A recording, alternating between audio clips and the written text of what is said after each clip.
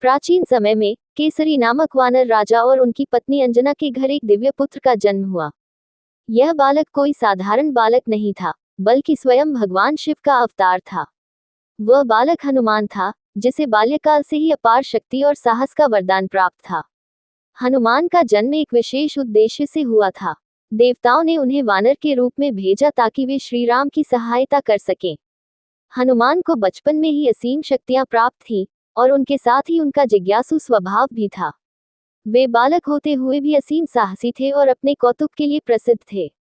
सूर्य को फल समझकर निगलना। बाल हनुमान की सबसे प्रसिद्ध घटनाओं में से एक ये है कि उन्होंने बचपन में सूर्य को एक फल समझकर निगल लिया था। एक दिन जब हनुमान भूख से व्याकुल थे, तब उन्होंने आकाश में चमकते हुए सूर्य को देखा। उन्हें सूर्य एक लाल चमकता हुआ फल जैसा दिखाई दिया। बाल सुलभ जिज्ञासा और अपनी भूख को शांत करने के उद्देश्य से हनुमान ने सूर्य की ओर छलांग लगा दी। अपनी असीम शक्ति के कारण वे सूर्य के करीब पहुंच गए और उसे निगल लिया। इससे पूरी सृष्टि में अंधकार छा गया और चारों ओर हाहाकार मच गया। देवताओं ने सूर्य को मुक्त करने के लिए हनुमान से विनती की, लेकिन हनुमान बालसुलभ अज्ञानता में सूर्य को अपना भोजन मान बैठे थे। तब स्वयं इंद्रदेव ने अपने वज्र से हनुमान पर प्रहार किया, जिससे हनुमान बेहोश हो गए और उनका एक गाल टेढ़ा हो गया।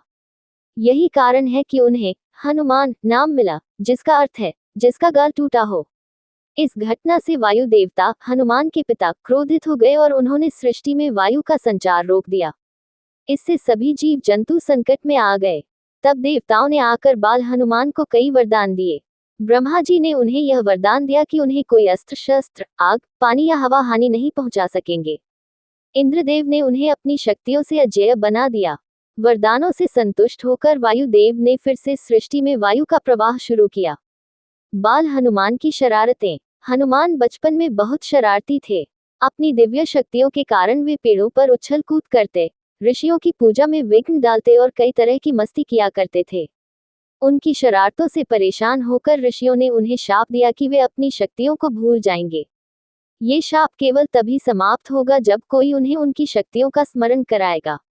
यही कारण था कि बाल्यकाल के बाद हनुमान अपनी अपार शक्तियों को भूल गए थे, और बाद में श्रीराम के साथ उनके मिलन के समय जब उन्हें उनकी शक्तियों का स्मरण कराया गया, तब वे फिर से अपनी शक्तियों का उपयोग कर पाए।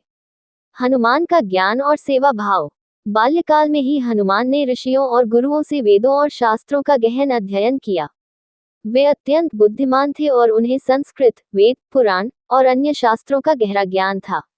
इसके साथ ही उनका हृदय दयालु और सेवा भाव से भरा हुआ था। उनका जीवन श्रीराम की सेवा में समर्पित था, और वे सदैव अपने प्रभु की सेवा के लिए तत्पर रहते थे। अगर आपको ये कहानी पसंद आई हो तो इसे लाइक करें, कमेंट करें, शेयर करें और हमारे चैनल को सब्सक्राइब करें। धन्यवाद।